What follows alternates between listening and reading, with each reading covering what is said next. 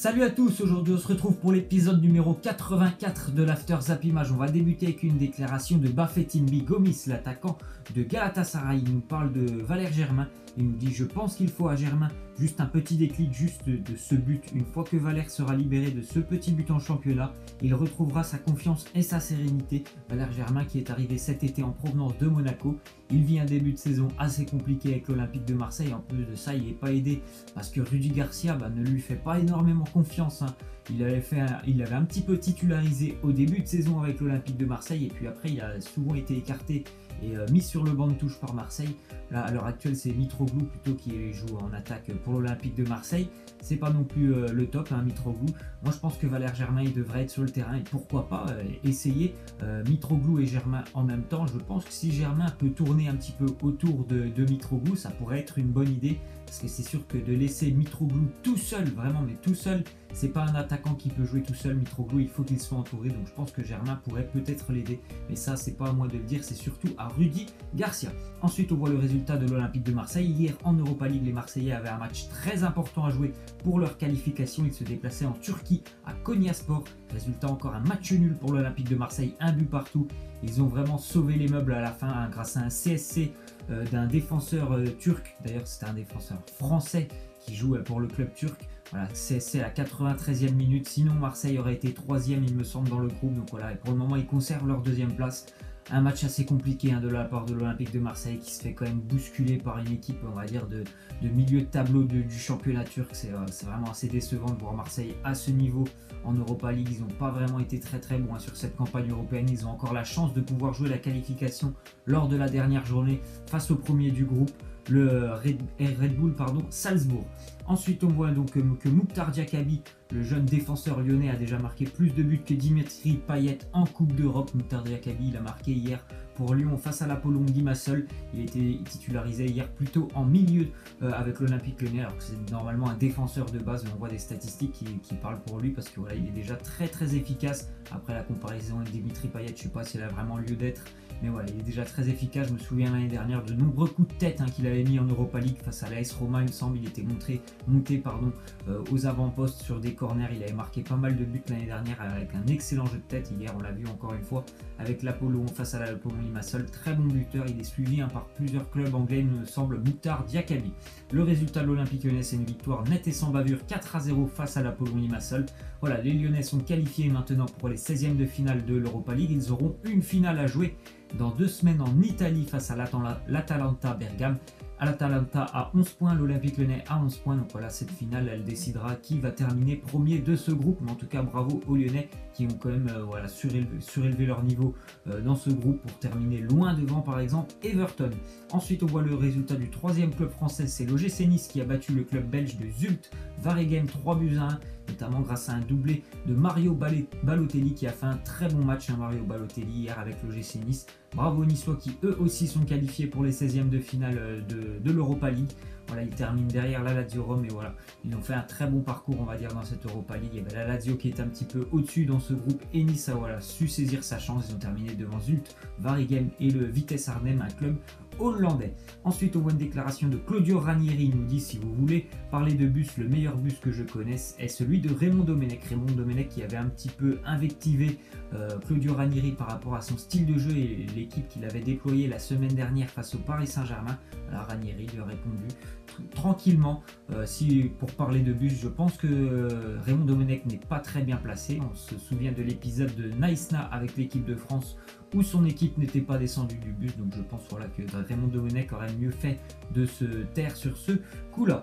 On continue donc avec Oscar Garcia, l'entraîneur qui a quitté l'AS Saint-Etienne. Il est pisté par West Bromwich, club anglais de première ligue qui est en difficulté quand même cette année, West Brom.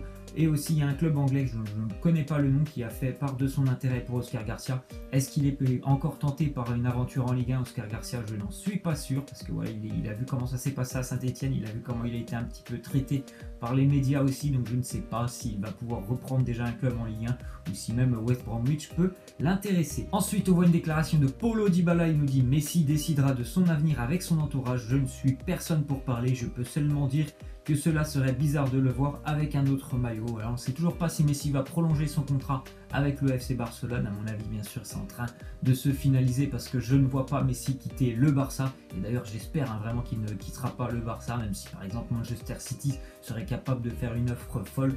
J'espère que le Barça pourrait la refuser et que Messi restera jusqu'à la fin presque de sa carrière du côté de Barcelone. On continue donc avec le FC Barcelone et son président Josep Maria Bartomeu qui exige des départs en janvier. Il exige 6 départs au mois de janvier. Bien sûr, les départs de certains joueurs qui ne sont que très rarement titulaires. Je pensais à Arda Turan, André Gomez, notamment Gérard Deulofeu, Denis Suarez. Et donc voilà, le Barça qui aimerait bien sûr se séparer de ces joueurs pour pouvoir recruter des joueurs, notamment au mercato hivernal. On connaît tous les noms qui circulent et les rumeurs qui circulent autour du Barça. Donc c'est vrai que ça pourrait libérer certaines masses salariales et rapporter un petit peu d'argent au Barça pour essayer, pourquoi pas, de tenter notamment le coup Philippe Coutinho ou encore Antoine Griezmann. Et on sait aussi depuis quelques jours que le Barça s'intéresse à Mesut Özil.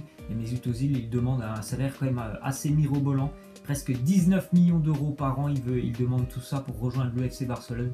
Est-ce que le Barça va être capable de s'aligner sur 19 millions d'euros? Je n'en suis pas sûr. Parce que sincèrement, c'est quand même énorme. 19 millions d'euros, ça ferait de lui, il me semble, le 4e joueur le mieux payé de la planète en ce moment. Derrière, bien sûr, Ronaldo, Messi et Neymar. Donc je ne sais pas si le Barça va pouvoir poser 19 millions pour Mesut Özil, qui est quand même un joueur qui a des hauts et des bas pendant ses matchs et pendant toutes les journées où il joue. Il peut être très bon un samedi et le week-end d'après, il peut être complètement inexistant. Alors je pense que le Barça ne devrait pas poser autant sur lui. Ensuite, on voit que Kaka était de retour à San Siro ce jeudi soir. Il a assisté à la victoire du Milan AC 5-1. Kaka, il est revenu, il a arrêté sa carrière maintenant, je crois, il y a un mois, alors qu'il était en Major League Soccer avec le club d'Orlando.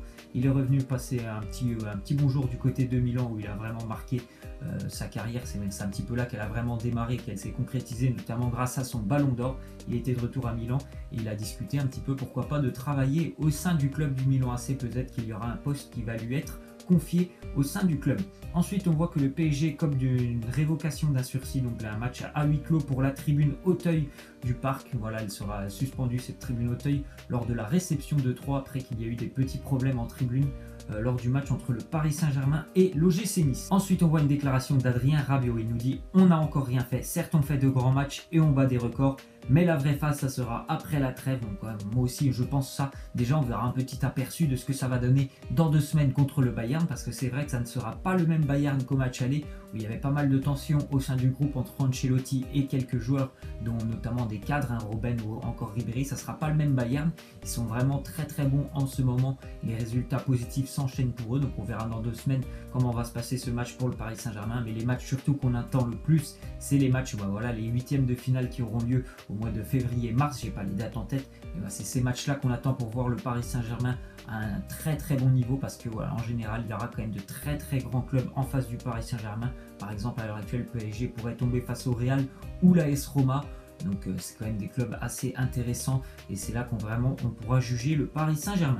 Ensuite, on voit une déclaration d'Unai Emery. Il nous dit une remontada du Bayern Munich. Le Bayern en est capable. Ce sera un gros match et un bon test face à une équipe importante et capable de gagner la Ligue des Champions. Voilà, c'est un petit peu ce que je dis, ce que je viens de dire. Voilà, le gros test, ça sera quand même ce match face au Bayern dans 2 semaines, où le PSG ne doit pas perdre par plus de 3 buts d'écart, parce que voilà, c'est la différence de but entre les 2 équipes. Il y a eu 3-0 au match aller, donc le PSG ne doit pas perdre plus de 3-0 pour conserver sa première place. Après, je ne sais pas si le Bayern est quand même prétendant à la Ligue des Champions cette année. Je trouve qu'il y a quand même de plus gros problèmes, par exemple, que les années précédentes, où je les avais trouvés impressionnants l'année dernière, malheureusement éliminés par le futur champion, le Real Madrid. En tout cas, c'est un match très important pour le Paris Saint-Germain pour se jauger.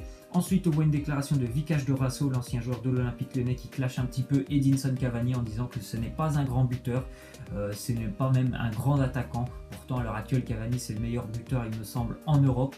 Il a quand même passé la barre des plus de 100 buts avec le Paris Saint-Germain. C'est un joueur qui a réussi partout. Avec Naples, il a marqué énormément. Avec le PSG, il a marqué énormément. Donc pour moi, Cavani, c'est un très grand attaquant.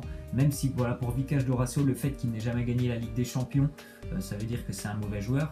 Et aussi le fait qu'il ne soit jamais dans le top 5 du Ballon d'Or, c'est un mauvais joueur. Bon, je ne sais pas si on peut juger par rapport à tout ça, mais pour moi, Cavani est un très grand attaquant.